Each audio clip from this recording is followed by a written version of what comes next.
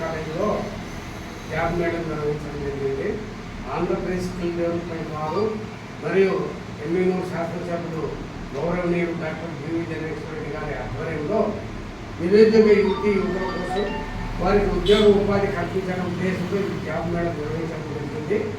ఈ జాబ్ మేళం మరి గౌరవనీయులు ముఖ్యమంత్రి నారా చంద్రబాబు నాయుడు గారు, గౌరవనీయులు విద్యాశాఖ మంత్రి నారా లోకేష్ గారి ఆశీర్వాదంతో ఈ యొక్క జాబ్ మేళా నిర్వహించడం జరిగింది. ఈ జాబ్ మేళాకు 482 మంది అభ్యర్థులు హాజరయ్యారు.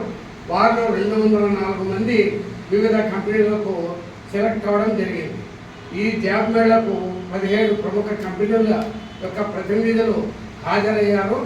మరి ఈ సందర్భంగా 204 మందిని వారు సెలెక్ట్ చేసుకున్నారు.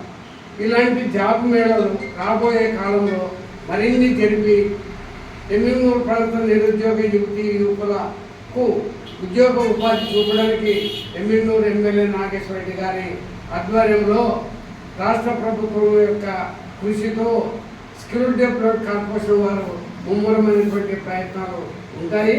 ఈ సందర్భంగా జాబ్ మేళాలలో వివిధ కంపెనీలకు ఎన్నికైనటువంటి అభ్యర్థులకు అందరూ కూడా ఎమ్మెల్యేల పట్టణ తెలుగుదేశం పార్టీ కమిటీ తరఫున అభినందనలు తెలుపుతున్నాం.